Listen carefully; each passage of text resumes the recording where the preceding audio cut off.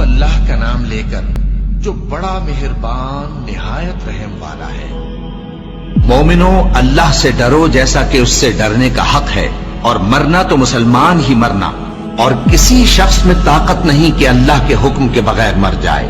اس نے موت کا وقت مقرر کر کے لکھ رکھا ہے، اور جو شخص دنیا میں اپنے اعمال کا بدلہ چاہے اس کو ہم یہی بدلہ دے دیں گے، اور جو آخرت میں طالب ثواب ہو اس کو وہاں اجر عطا کریں گے، اور ہم شکر گزاروں کو عنقریب بہت اچھا صلہ دیں گے۔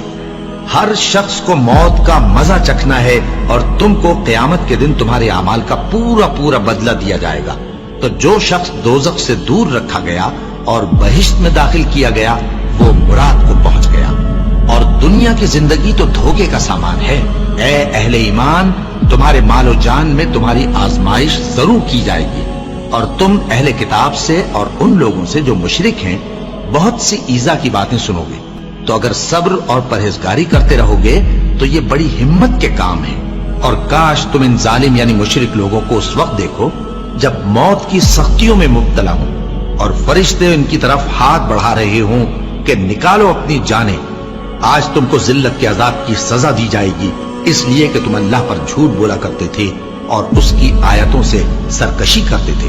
اور جیسا ہم نے تم لوگوں کو پہلی بار پیدا کیا تھا ایسا ہی آج اکیلے اکیلے تم ہمارے پاس آ گئے، اور جو مال و متاع ہم نے تمہیں عطا فرمایا تھا وہ سب اپنی پیٹھ پیچھے چھوڑ آئے، اور ہم تمہارے ساتھ تمہارے سفارشیوں کو بھی نہیں دیکھتے جن کی نسبت تم خیال کرتے تھے کہ وہ تمہارے سفارشی اور ہمارے شریک ہیں۔ آج تمہارے آپس کے سب تعلقات منقطع ہو گئے، اور جو دعوے تم کیا کرتے تھے سب جاتے رہے۔ ان فرشتوں کی قسم جو ڈوب کر کافروں کی جان کھینچ لیتے ہیں، اور ان کی جو مومنوں کی جان آسانی سے نکالتے ہیں۔ پھر جب جان گلے تک آ پہنچتی ہے اور تم اس وقت کی حالت کو دیکھا کرتے ہو، اور ہم اس مرنے والے کے تم سے بھی زیادہ نزدیک ہوتے ہیں لیکن تم کو نظر نہیں آتے۔ بس اگر تم کسی کے بس میں نہیں ہو تو اگر سچے ہو تو تم جان کو لوٹا کیوں نہیں لیتے؟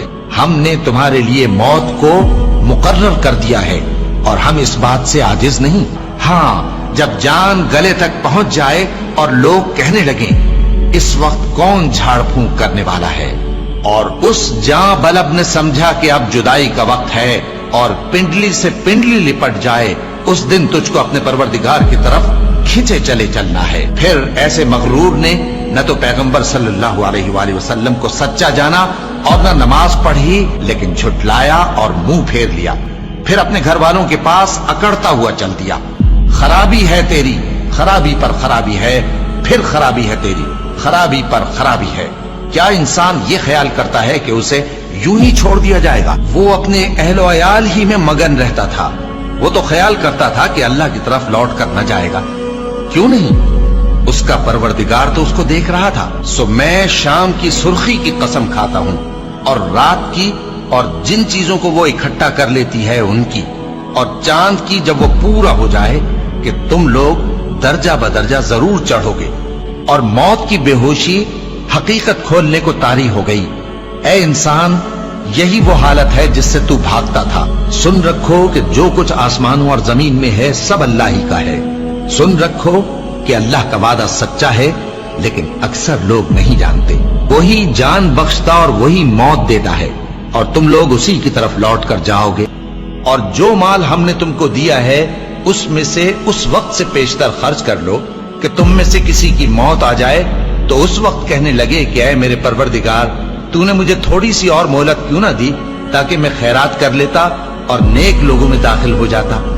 اور جب کسی کی موت آ جاتی ہے تو اللہ اس کو ہرگز مہلت نہیں دیتا، اور جو کچھ تم کرتے ہو اللہ اس سے خبردار ہے۔ اے اطمینان والی جان، اپنے پروردگار کی طرف لوٹ چل، تو اس سے راضی، وہ تجھ سے راضی۔